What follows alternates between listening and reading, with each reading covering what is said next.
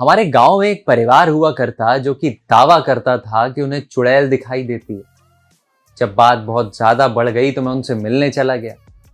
सबसे पहले मैं दादाजी के पास गया। मैंने कहा, दादाजी, आपको चुड़ैल दिखी थी तो कैसी थी दिखने में? कहते, बेटा पूरा सर ढका हुआ था और धीरे धीरे चलती थी। मैंने कहा, अच्छा। फिर मैं उनके बेटे के पास गया। मैंने कहा, चाचा, आपको भी चुड़ैल दिखी थी, कैसा था हुलिया उसका? कहते, बेटा बड़ी बड़ी आंखें और लाल साड़ी पहन के तेज तेज चल रही थी। अब तीसरी पीढ़ी एक जवान लड़का था, मैं उसके पास भी गया। मैंने बोला, भाई तूने भी चुड़ैल देखी थी, कैसी थी दिखने में? कहता, भैया आप बताओगे तो नहीं किसी से? मैंने बोला, नहीं नहीं। कहता, नेकेड थी भैया। मैंने बोला, नेकेड? कहता, अरे नंगी दौड़ गई सामने से। अब दादाजी के जमाने में रिलीज हुई थी मदर इंडिया, औरतें पूरा ढकी हुई होती थी। उनके बेटे के जमाने में रिलीज हुई गंगा जमुना सरस्वती, हल्का सा पल्लू ऊपर उठा औरतों का। और जो जवान लड़का था ये भाई देखता था पॉर्न, तो चुड़ैल नंगी दौड़ गई।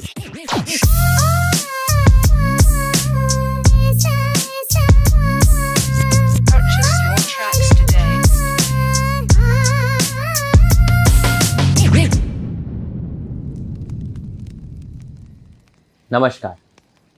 जब से इंसानों का इतिहास है तब से कुछ सवाल हैं जिसके उत्तर वो खोजे जा रहे पर मिलते नहीं हैं, या मिल भी जाते हैं तो बस कुछ मुट्ठी भर लोगों को मिले होंगे, बाकी भटके जा रहे हैं। ऐसे ही सवाल हैं कि ईश्वर है कि नहीं, या मौत के बाद क्या होता है। अब इन्हीं बड़े बड़े सवालों से मिलता जुलता एक और सवाल है जो कि हम हमेशा सुनते हैं, भूत प्रेत होते हैं कि? और मुझे अक्सर हैरानी होती कि मैं जब ये सोचता कि यार भगवान के बारे में किसी से बात करो कि भगवान का किसी को अनुभव है, एक्सपीरियंस है, तो कोई नहीं मिलता। लेकिन भूत प्रेत की बातें आप करो तो बच्चे बच्चे के पास 3-4 कहानियां। एक मेरे दोस्त ने मुझे एक बार कहानी सुनाई थी, वो तो दोस्त था नहीं तो मतलब हाथ छोड़ देता मैं। उसने कहा कि उसे एक बार छत में अपने 6 चुड़ैलें एक के ऊपर एक खड़ी दिखाई दी। अब आप ये बात मानेंगे कभी? पर उसके लिए ये उसके ज़िंदगी की सबसे डरावनी कहानी थी। बहुत गर्व से दोस्तों को सुनाता, वो लोग डरते भी, और एक आध तो इतने बड़े बड़े लोग हैं कि नींद भी नहीं आई उनको ये कहानी सुन के। तो सब कहानियाँ सुना रहे हैं, इसलिए मैंने इन कहानियों को 3 कैटेगरी में बांट दिया है। पहली कैटेगरी वो है ऐसी कहानियाँ जिसे किसी एक आदमी ने अनुभव किया, उसका निजी अनुभव है और कोई प्रूफ नहीं है, कोई दूसरे आदमी ने नहीं जिया, सिर्फ एक आदमी ने जिया है। तो ऐसी ही एक कहानी मैं आपको भी सुनाता हूँ। तो कहानी मेरे बचपन की है। उस समय हमारे घर के पास काफ़ी सारे सरकारी क्वार्टर्स बने हुए थे, और उन्हीं क्वार्टर्स में से एक में एक नई फैमिली शिफ्ट होती है। पति पत्नी थे, नई नई शादी हुई थी। कुछ दिन अब सब बढ़िया चलता है, लेकिन फिर धीरे धीरे पत्नी की तबीयत खराब होने लगती। आए दिन पत्नी की नींद खुल जाती कुछ डरावना सपना देख के। हर दिन उसे बुखार हो जाती, और कुछ अजीब व गरीब घर में चीज़ें होने लगती, जैसे कि सिंदूर की डिब्बी खुली पड़ी रहती। अब शुरू में तो पति से उसने बताया तो उसने टाल दिया, कह रहे तुम कुछ भी बात कर रहे हो, ऐसा कुछ नहीं है। पर एक दिन पति की नींद खुलती है तो वो देखता है कि उसकी पत्नी खिड़की के पास खड़ी हुई है रात को। पति थोड़ा सा अजीब लगता है उसको, वो जाता है, जैसे ही हाथ पकड़ता है तो पत्नी चीख उठती है, और इतनी तेज चीखती है कि आसपास के मोहल्ले वाले आंटियां आ जाती हैं। पत्नी को बैठाया जाता है, कपकपा रही होती है, पति भी डर जाता है थोड़ा। कहता है कि बताओ तुम्हें क्या हो रहा है, बताओ थोड़ा मुझे समझाओ तो तुमको क्या दिक्कत हो रही है। तब पत्नी कहती है कि देखिए मैंने आपसे बताया नहीं कि मतलब आप घबराएं ना, पर यहाँ मुझे कोई किसी औरत का एहसास होता है इस घर में। मुझे लगता है पूरे दिन घूरती रहती है हम लोगों को। मैं किचन में रहती हूँ तो मुझे लगता है मेरे पीछे कोई खड़ा है।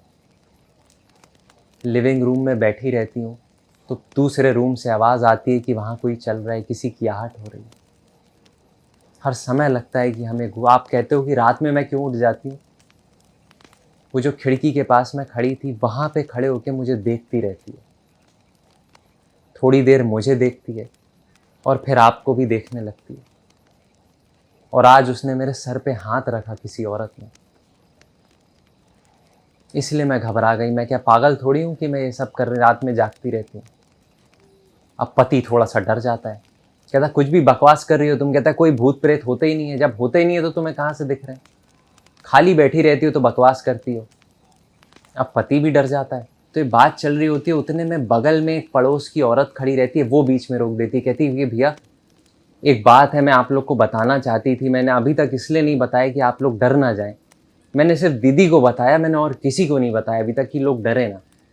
तो पति कहता है जिस मेन को जिसको नहीं बताना था उसको तो आपने बता दिया, तो अब बता दीजिए, हमें भी बता दीजिए क्या बात है। कहती है कि भैया आप लोग ये जो घर में आए हैं, आपको पता है यहाँ पहले कौन रहता था? आपको थोड़ा इंक्वायरी तो करनी चाहिए, आप किस घर में आ रहे हैं। आपको यहाँ नहीं आना चाहिए था। आपको पता है इसकी बैक स्टोरी क्या है? कहता बताइए क्या है बैक स्टोरी। कहते हैं कि यहाँ एक परिवार रहने आया था। अभी 2 साल से तो ये घर खंडर था, 2 साल से यहाँ कोई नहीं रहता। इसके पहले यहाँ पे एक और परिवार आया था, वो भी शादीशुदा जोड़ा था, नई नई शादी हुई थी। उन शुरू में तो वहाँ ठीक चला उनका, पर बहुत ही जल्दी 3 या 4 महीने में उनके यहाँ आने के बाद उनके पति की एक्सीडेंट में डेथ हो गई। अब उस डेथ से इतना बुरा उसके पे प्रभाव पड़ा उस औरत पे, उसकी बीवी पे, कि वो मेंटली डिस्टर्ब हो गई। उसने मानने से इनकार कर दिया कि मेरे पति की मौत हुई है। वो पूरे श्रृंगार में रहती पूरे दिन, और अपने घर वालों को ही भगा दिया कि तुम लोग जाओ, मेरा पति जिंदा है, आएगा वापस। और अकेले रहती, किसी से बात नहीं करती। हम लोग भी सोचते कि क्या हो गया। और फिर एक दिन करवा चौथ के दिन वो तैयार होके अकेले छत पे जाके वो पूरा सब विधि से पूजा कर रही थी। हम लोग ने बोला ये आज क्या कर रही है? और पूजा करके भैया उसने उसी दिन फांसी लगा के जान दे दी। जिस कमरे में अभी हम लोग बात कर रहे हैं, इसी पंखे में उसने जान दी है फांसी लगा के। अब पति और डर जाता है, कहता आप तो अलग चालू हो गई, आपको मैंने यहाँ सोचा कि आप कुछ समझाएंगी इसको, आप और कहानी सुना रही हैं और डरा रही हैं इसको। बोलता आप लोग पढ़े लिखे लोग हैं, आप लोग भूत प्रेत में यकीन करते हैं अभी भी? कहाँ से कहाँ पहुँच गए लोग, और आप लोग इसी में अटके हैं कि वो औरत आ गई, औरत आ गई। कहता आप जाइए, देखिए आप परेशान मत करिए, आप जाइए। कहती नहीं भैया देखिए हम लोग पढ़े लिखे लोग हैं, हम मानते हैं कि भूत प्रेत नहीं है, सब फालतू की बातें हैं, पर भैया देखिए सतर्क रहने में क्या जाता है, थोड़ा सा सतर्क रह लेंगे तो क्या। देखिए भैया अगर रात में आपको दरवाजे के पास किसी की आहट हो या कुछ खटखटाए, आपको कसम है भैया आपकी दरवाज़ा नहीं खोलेंगे ना। वो डर जाता है, कहता ठीक है भैया नहीं खोलेंगे, आप जाइए अभी यहाँ से, अभी आप बात मत करिए हमारी पत्नी से। उसको भेज देता है, पर डर तो जाता है। अब हमें लगता है कि जो लोग कहते हैं कि नहीं भूत प्रेत नहीं होते, बंद करो ये सब फालतू बातें हैं, वो डरते नहीं है। और वो इसीलिए वो डर के मारे कहते हैं कि भूत प्रेत नहीं है, मतलब बात मत करो इस बारे में। अब पत्नी एक कृष्ण भगवान की फोटो लेके लेट के सो जाती है, और पति को उस दिन नींद ना आए, उसके दिमाग में वही बात चले। ऊपर देखे पंखे में तो उसको इमेज दिमाग में इमेजिन हो कि यहीं तो लटकी हुई थी, जान दे दी, और डरे।